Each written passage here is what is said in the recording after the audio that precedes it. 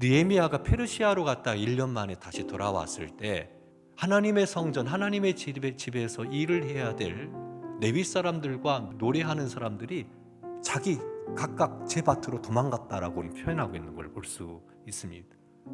하나님의 성전에서 사역을 감당해야 될 레위 사람들과 노래하는 사람들, 왜 그들이 그 성전을 떠나서 각각 자기 밭으로 갔느냐? 말씀을 보니 그들이 받을 몫을 주지 않았기 때문이라고 말합니다. 그러니까 레위 사람들과 노래하는 사람들은 이스라엘 백성들이 드리는 11조를 받아서 생활을 해야 되는 거예요. 그러니까 이스라엘 백성들은 10의 1조는 하나님의 것으로 구별해서 하나님께 드려야 되고, 그렇게 드려진 10의 1조를 모아놨다가 레위 사람이나 성전의 일을 하는 제사장이나 이들의 생활비를 충당해 줘야 되는데, 그런데 문제가 생긴 겁니다. 10의 1조를 드린다라는 것은 무엇을 의미합니까? 이것은 하나님에 대한 믿음의 고백인 거거든요. 하나님의 은혜로 내가 살았습니다. 모든 것이 하나님께서 주신 것입니다.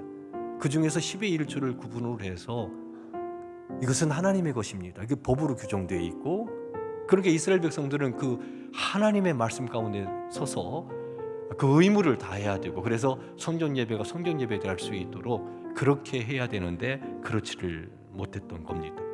이런 현실을 보고 느헤미야가 모든 민장들을 불러서 아주 호되게 혼을 내고 있는 모습이 오늘 본문 말씀에 나옵니다. 11절 말씀을 보면 민장들을 불러서 호되게 꾸짖으면서 이렇게 얘기합니다.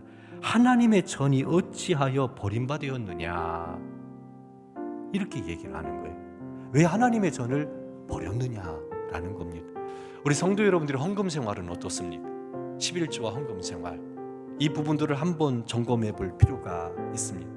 말라기 말씀을 보면 하나님께서 이스라엘 백성들에게 내게로 돌아오라고 얘기를 합니다.